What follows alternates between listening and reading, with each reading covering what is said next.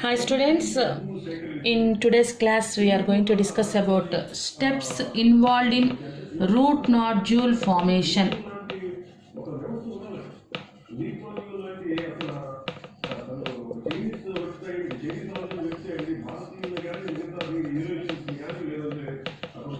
Already we discussed about rhizobium bacteria, which will be living both in free living form and also in symbiotic form. Along with rhizobium, Frankia is also one type of species which will be living both free living and symbiotic association.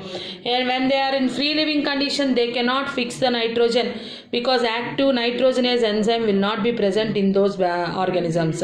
When they are living as symbiotic association in the root nodules, then they can fix the atmospheric nitrogen because they will be having active nitrogenase enzyme. Why it is happening like that, all those things we will discuss later. Now, what were the different steps involved in root nodule formation that we are going to discuss now? See, suppose this is a root system, a legume plant root system. If you take like this, these are the roots present. These roots are the host roots. In the first step, what happens is the host root system, it will be secreting some specific sugars and amino acids combined known as lectins, and these are the specific substances. Lectins or the sugars and amino acids, these are the specific substances secreted by the host root system which will be attracting the rhizobium bacteria. So this is the first step. So in the first step, what is happening is host roots secretes some sugars and amino acids. Because of these sugars and amino acids, in the second step, rhizobium bacteria or specific species, if it is a Frankia species, non-legume plant Alnus, the Alnus will be secreting some sugars, the Frankia species will be getting attracted. So here legume plant is secreting some sugars, rhizobium bacteria will be attracted. So rhizobium bacteria gets attracted to these sugars and amino acids. So this is the first step. The rhizobium bacteria will be attracted to the sugars and amino acids secreted by host legume root system. And this rhizobium bacteria, now it will be colonizing the surroundings of root and attached to the epidermal cells and root hair cells of host plant. So now in the second step, what is happening? In the first step, the rhizobium bacteria is attracted to the sugars and amino acids released by the host roots. In the second step, rhizobium bacteria, it attaches to epidermal and root hair cells. Means epidermal cells are nothing but root hair cells. So root hairs are nothing but epidermal outgrowths. So epidermal root hairs means the cells, epidermal cells which will be forming root hairs. To that epidermal cells, the rhizobium bacteria will be coming and attaching. So the rhizobium bacteria will be attaching to the epidermal cells and also root hair cells. Means normal epidermal cells and also root hairs. The rhizobium bacteria will be attaching. This is the second step. Coming to the third step. In the third step, the rhizobium bacteria, after attaching to the root hair, suppose this is root, this is root hair. So when the rhizobium bacteria attaches to the root hair, this root hair curling will occur. So because of this curling only, the bacteria enters into the root. So this is the curling of root hair. So third step, what is happening is the root hair curls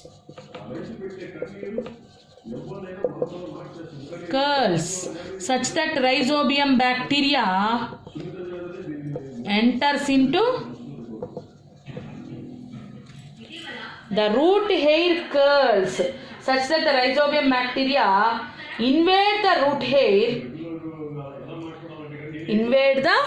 hair or enters into the epidermal cell. Enters into epidermal cell by invading the root hair. So this is the third step. In first step, what happening is the legume host plant root system will be secreting sugars and amino acids commonly called lectins, and these will be attracting the rhizobium bacteria. Rhizobium bacteria will come and attach to the epidermal cells and also root hair cells. Now the root hair cell curls such that the bacteria will invade into the epidermal cell. So it will enter into the epidermal cell. See, suppose this is the epidermal cell. See, this is the root hair. So root hair curling occurs like this, such that due to this curling, the bacteria enters into the enters into the epidermal cell. So this point you should remember. This curling of root hair is called shepherd's crook. This root hair curling is called shepherd's crook. So what is the shepherd's crook? Curling of root hair because of invading of the rhizobium bacteria into the root hair. So this is called, root hair curling is called shepherd's crook. Shepherd's crook. Now the root hair curling occurred. 3 steps over. The host root secretes sugars and amino acids.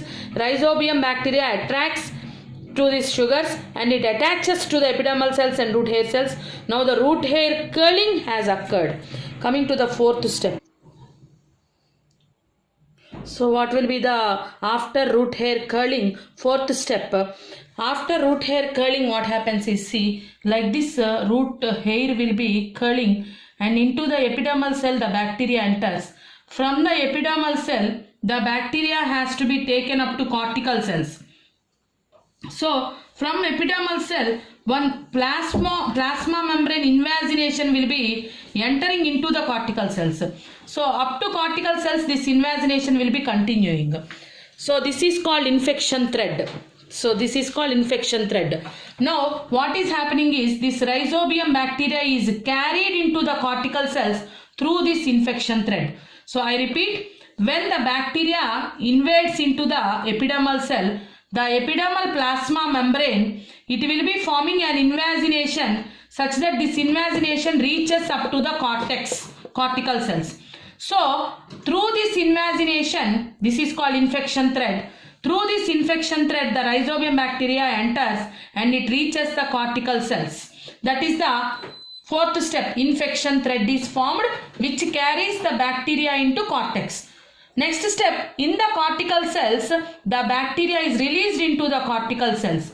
Now the bacteria enters into cortical cells and the cortical cells will be now containing this bacteria, rhizobium bacteria, which stimulate these host cortical cells to divide, such that these cortical cells will be undergoing continuous division, because of which an outgrowth is formed. This is called root nodule.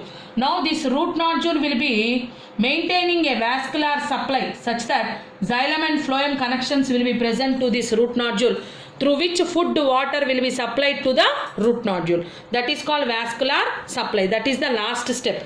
I repeat all the steps, listen carefully. First step, the sugars and amino acids secreted by the host plant attracts the rhizobium bacteria. In the second step, the bacteria attracted will be attached to the epidermal cells and root hair cells. Now the root hair cell curling will be occurring. Root hair curling occurs in the 3rd step. When this curling occurs, the rhizobium bacteria, it will be invading into the epidermal cell. From the epidermal cell, an infection thread is formed into the cortex cells. Through this infection thread, the bacteria is carried into the cortex. Now the bacteria is released into the cortex from the infection thread. So the released bacteria will stimulate the host cell to undergo division, because of which an outgrowth is formed, that is called root nodule. And the root nodule, after its formation, it will be maintaining a vascular supply, that is xylem and phloem supply will be maintained, because of which the root nodule will be active with the food, water and everything will be available. Inside the root nodule, rhizobium bacteria will be present. So what were the things present in the root nodule? These are the steps involved in root nodule formation. In the root nodule, what are present, we are going to discuss. See, in root nodule, what are present? Now rhizobium bacteria has entered the root nodule. This rhizobium bacteria will synthesize a membrane called peribacterioid membrane. around this rhizobium bacteria, this is the bacteria, around this bacteria a membrane is synthesized that is called peribacterioid membrane. This all will be present in the root nodule. This is root nodule. In the root nodule, bacteria is present. Around this bacteria, peribacterioid membrane is synthesized. And in this root nodule, very important things too are present. Means the bacteria, rhizobium bacteria is one very important thing. This rhizobium bacteria is very important because it will be helping in nitrogen fixation. And this nitrogen fixation is done by rhizobium bacteria because of presence of an important enzyme called dinitrogenase, or simply we can call it as nitrogenase. And this nitrogenase enzyme is very sensitive to oxygen. If more oxygen levels are present, this enzyme will become inactive. That's why when the rhizobium bacteria is free living, it cannot fix the atmospheric nitrogen because more oxygen will be present. When it is entering into the root nodule, in the root nodule peribacterioid membrane will protect the rhizobium bacteria such that it will not get more oxygen. And one more thing which will protect the rhizobium bacteria is leg hemoglobin. Leg hemoglobin is a pigment which will be supplying a limited oxygen to the rhizobium bacteria. So, maintains the oxygen levels. Leg hemoglobin, the pink color of root nodules is because of presence of leg hemoglobin. Pink color of root nodules is due to presence of leg hemoglobin. What is the function of leg hemoglobin? It will provide the bacteria with limited oxygen. So, it supplies limited oxygen to the bacteria such that it will not become inactive. Bacteria will be having an enzyme called nitrogenase which is responsible for nitrogen fixation, and this nitrogenase enzyme is very sensitive to oxygen. Limited amount of nitrogen is supplied by leg hemoglobin. So inside the root nodule very important things present are rhizobium bacteria, nitrogenase enzyme, leg hemoglobin. These are the very three important things present in the root nodule. So inside the root nodule the rhizobium bacteria will be helping in nitrogen fixation with the help of an enzyme called dinitrogenase which is very sensitive to oxygen. So limited amount of oxygens are supplied by leg hemoglobin. The pink color of root nodules is due to presence of leg hemoglobin. So this nitrogenase enzyme, what it will be doing is this enzyme will be helping in nitrogen fixation. Atmospheric nitrogen, it will be converted into ammonia by utilizing 8 electrons, 8 protons and 16 ATP. So the requirement of conversion of 1 atmospheric nitrogen into ammonia by nitrogenase enzyme present in prokaryotic organisms like bacteria. The requirements are 8 electrons, 8 protons and 16 ATP. So this is the equation. N2 plus 8 electrons plus 8 protons plus 16 ATP gives rise to 2NH3 plus H2 plus 16 ADP plus 16 inorganic phosphates. Pi means inorganic phosphates. This nitrogenase enzyme is sensitive to oxygen. That is, it is very sensitive to oxygen. That's why limited amount of oxygen will be supplied by leg hemoglobin. So that's why this leg hemoglobin is also known as oxygen scavenger. So leg hemoglobin is also known as oxygen scavenger. And this nitrogenase enzyme specialities are, it is an iron molybdenum protein. Nitrogenase enzyme is an iron molybdenum protein. Already we know about this. These two elements are required for nitrogenase, iron and molybdenum protein. Nitrogenase enzyme is an iron molybdenum protein. That is very important point. And it will convert the nitrogen to ammonia. This is the second important point. Nitrogenase enzyme converts dinitrogen to ammonia. And third important point is, it is present only in prokaryotes. It is present only in prokaryotes, and this enzyme is very sensitive to oxygen. These are the 4 important points regarding nitrogenase enzyme. It is sensitive to oxygen. So that is about nitrogenase enzyme. steps involved in nitrogen fixation. Coming to last and final topic, that is fate of ammonia. So now the last and final topic present in this chapter is fate of ammonia. Means the ammonia that is present in the plant body, that is absorbed by the plant body, what is happening to this ammonia? That is the last topic. The ammonia that is entering into plant body, these plants can assimilate, means that plants can utilize both nitrate ions and also ammonium ions. The ammonia that will be entering into plant body will be converted into NH4 plus ammonium ion.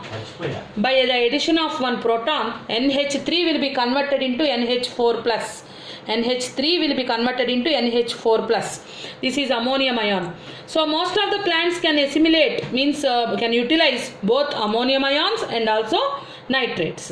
So but ammonium ion is very toxic to the plant body. So whatever ammonia that is entering into the plant body, it should be utilized very quick, because ammonium is very toxic to the plant body.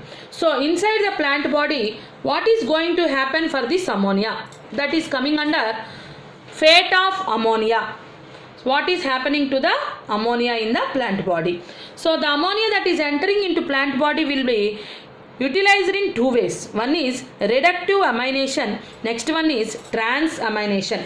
In reductive amination, ammonia reacts with alpha ketoglutaric acid. Ammonium ion reacts with alpha ketoglutaric acid in the presence of NADPH, means it utilizes NADPH to 1 NADPH2, and alpha ketoglutaric acid reacts with ammonium ion in the presence of glutamate dehydrogenase enzyme.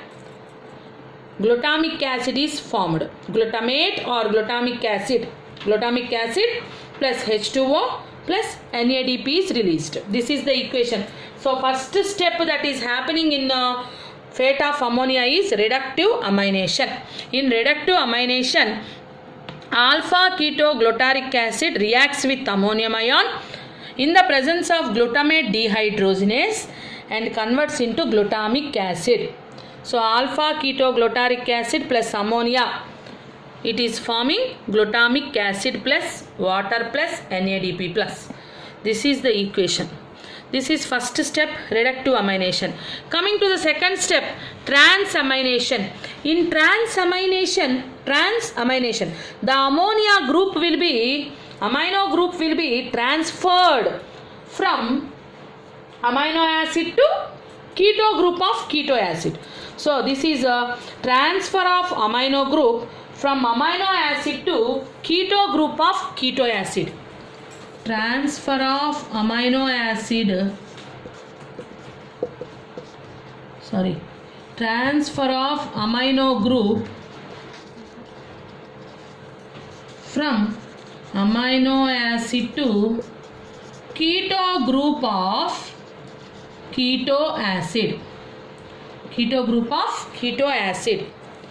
This equation I will give you now. Wait. Transamination equation. So this is the equation, children. See, this is transamination.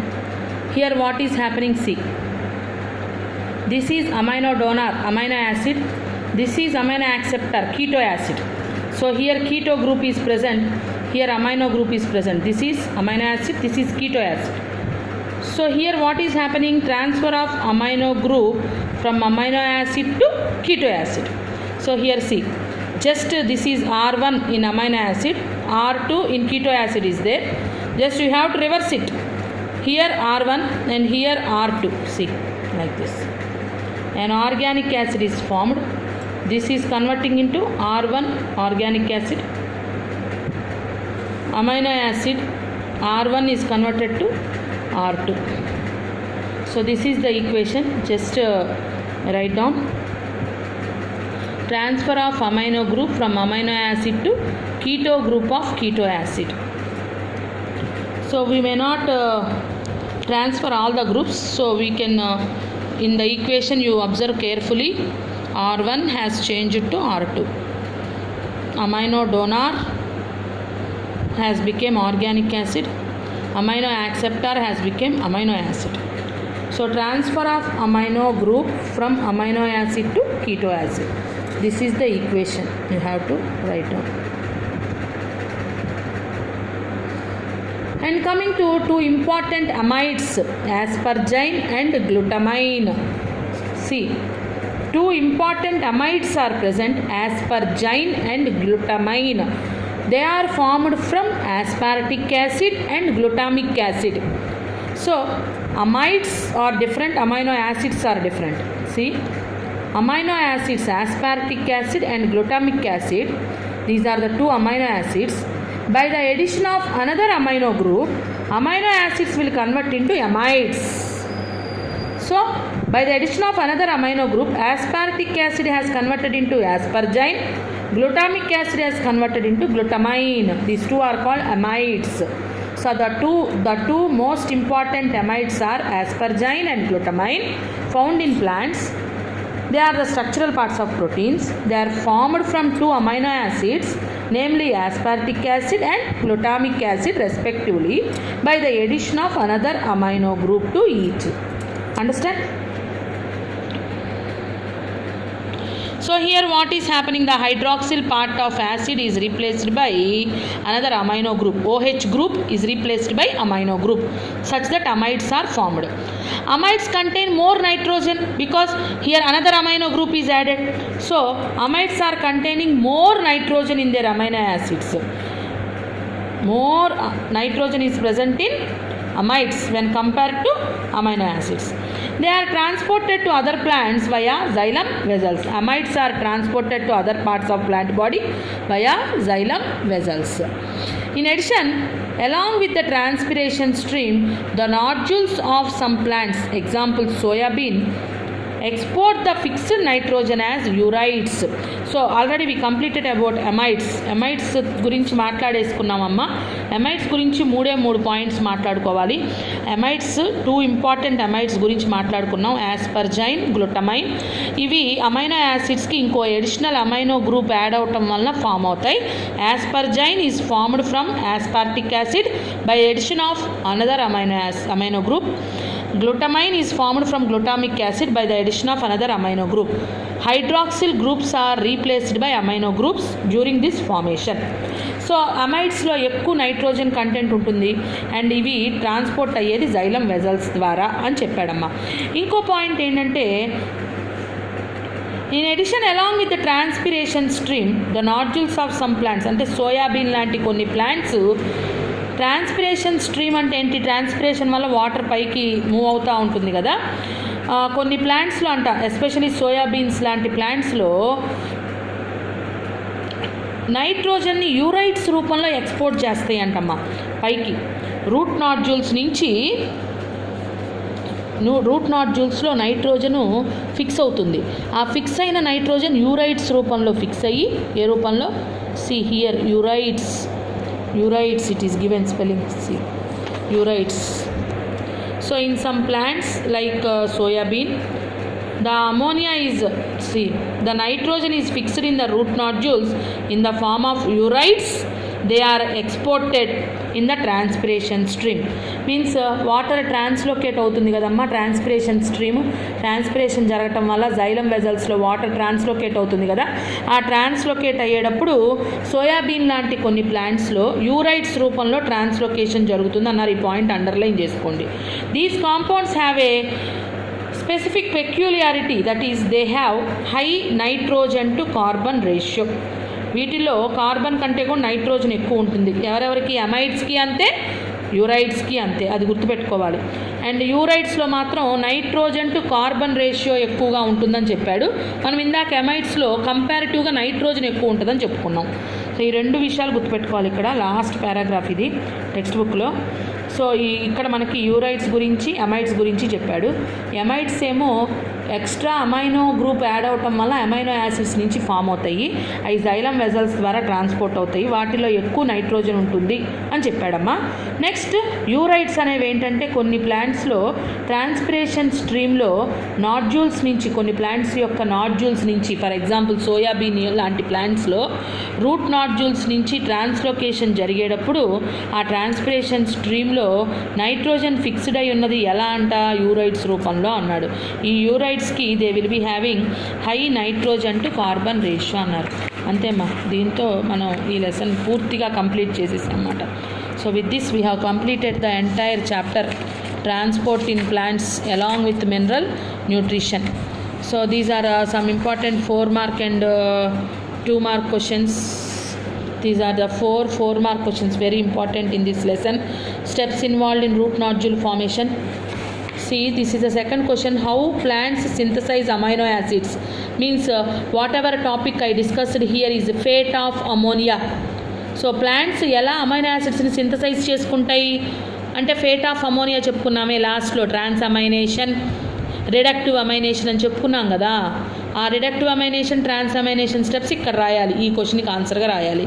అలాగే how do plants absorb essential elements, ఇది చెప్పుకున్నాం already. Next nitrogen cycle, nitrogen cycle, root nodule steps, fate of ammonia. Fate of అమోనియాని ఇంకో రకంగా కూడా అడుగుతారు, అదేంటంటే how plants synthesise amino acids. ఆ క్వశ్చన్ అయినా ఫేట్ ఆఫ్ అమోనియా అయినా ఒకటి. 3 బాగా ఇంపార్టెంట్ క్వశ్చన్స్ 4 మార్క్స్కి. ఈ లెసన్లో 3 important questions: steps involve in root nodule formation, nitrogen cycle, fate of ammonia or how do plants synthesise amino acids. So with this we have completed transport in plants. Bye students.